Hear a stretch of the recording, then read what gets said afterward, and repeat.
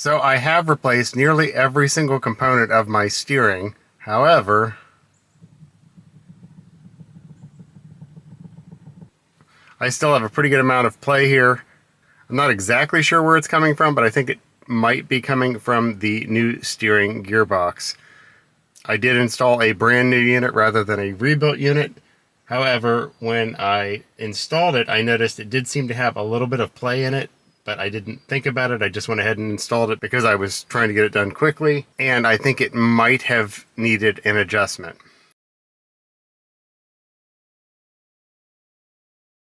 Actually, on closer inspection, I might have found it right here.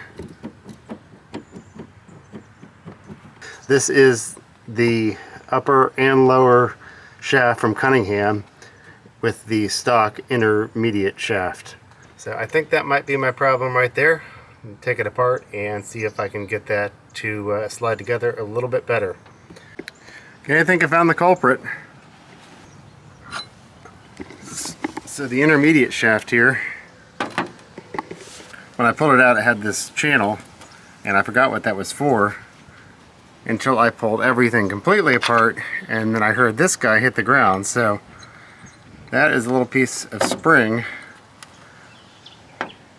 to take up the slack. So that I must have either put that in upside down, or that must have gotten out of place or something. So I think that's why I had slop in the steering column there.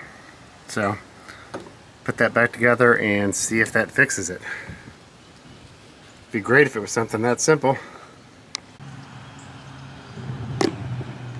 So I'll hold it in place this time with a whole bunch of grease. Okay, well, we definitely did something there. This was hard. The intermediate shaft was difficult to get back down in here into the lower shaft, and it came right out before. And then I had a hard time, compressing it and re-extending it. So it's in there, and definitely less left and right, although I think there's still some room for improvement up here with where the intermediate and the upper shaft are connecting. But let's go inside and check the steering wheel. It doesn't really seem any different. It's still clunking up there from that same spot, so I guess it is where the intermediate and upper are meeting where my problem is, or further up this way. I don't know. So I guess I got to keep checking here. All right, so reinstalled that spring in the intermediate shaft and re-greased that, and then just tightened down the bolts really good. The upper Cunningham shaft that I installed, the sleeve was a little bit loose and big over the intermediate shaft, so I wasn't sure the best thing to do about that. I just went ahead and tried to run the nut for the steering shaft all the way down really good and tight, and that must have closed up that little bit of a gap that it had in there, and everything is nice and tight now. However, it's not all of the play out here. It is improved. I don't know if that actually comes through, but it feels like it's down in that steering gearbox. So I'm going to attempt to do what I planned from the start, and that is fully adjusting the steering gearbox while it's in the car. So the first thing I want to do here to try to make an adjustment is remove the steering shaft from the steering gearbox.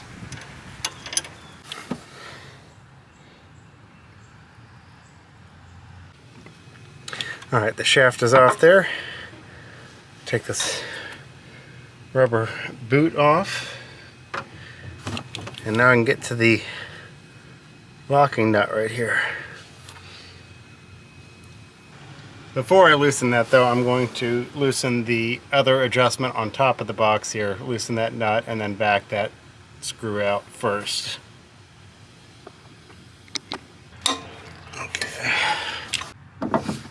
Okay, got that screw backed out as far as it'll go. So now I can try to make this adjustment. So I just need to knock this loose.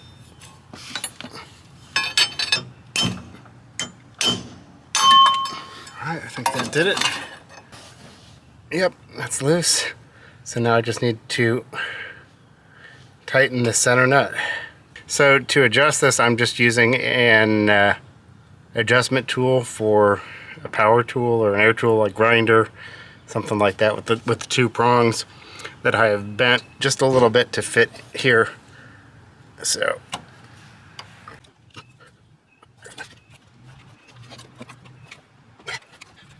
alright, I've run that down as far as I can get it. Now tighten the locking ring back up. Just make sure you get this tight.